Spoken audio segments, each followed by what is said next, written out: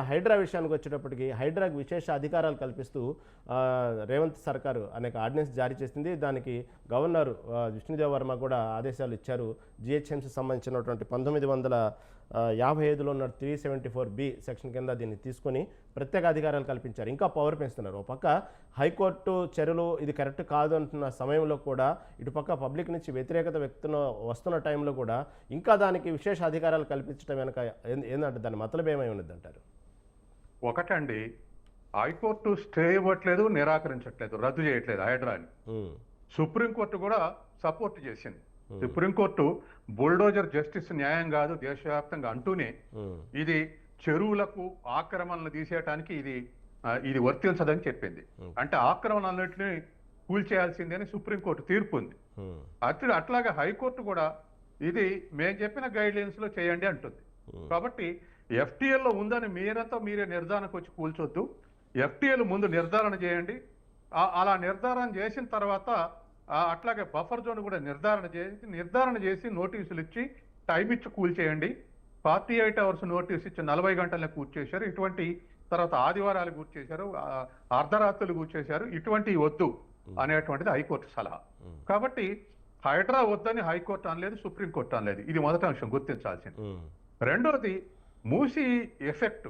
దరిదాపు ఆ మురికి నీళ్లు, ఆ దుర్గంధం 25 లక్షల మంది ఎఫెక్ట్ అవుతున్నారని చెప్పేసి హైదరాబాద్ లో 1 కోటి మంది ఉంటే పావు భాగం జనాభా మూసితోటి ఎఫెక్ట్ అవుతున్నారు 55 కిలోమీటర్ల దూరం.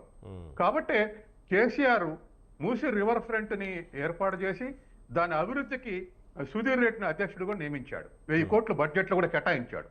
మొత్తం మీద ముందుకు జరగలేదు. కాబట్టి ఇవాళ ఆ ప్రజలందరూ వ్యతిరేకిస్తున్నారనేది కరెక్ట్ కాదు. ఇప్పుడు మూసీలో లేదా హైడ్రా వల్ల లోపట హైడ్రా వేరు, మూసీ వేరు.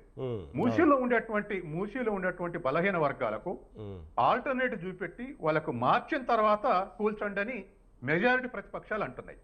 కాబట్టి అలా ఆల్టర్నేటివ్ చూపించాల్సిన బాధ్యత ప్రభుత్వానికి ఉంది, చూపిస్తూ కూడా ఉంది. ఇప్పటికో 200 కుటుంబాలు ఖాళీ చేసి డబుల్ బెడ్రూమ్ల ఇళ్లలో చేరాయి. తర్వాత ఇదివరకే కేసీఆర్ గవర్నమెంట్ మార్కింగ్ చేసింది, మూసి ఎక్కడి నుంచి ఎక్కడికి అనేది మార్కింగ్ చేసింది. కాబట్టి ఇవాళ రాజకీయ పార్టీల విమర్శల్ని మనం వాటిని క్రైటీరియా తీసుకోకూడదు. కాబట్టి మనం ఆలోచించాల్సింది ఏమిటంటే ఖచ్చితంగా వాళ్ళందరికీ ఆల్టర్నేటివ్ చూపించాలి. తర్వాత హద్దులు కూడా కేటీఆర్ పెట్టిన హద్దులు కరెక్టేనా కాదా చూడాలి.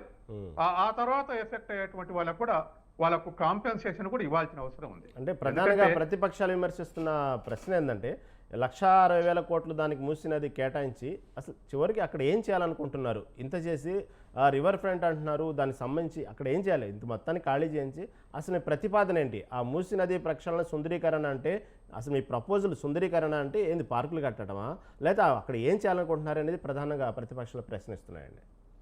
ఇవాళ హైదరాబాద్ ఇంటర్నేషనల్ సిటీ అయింది.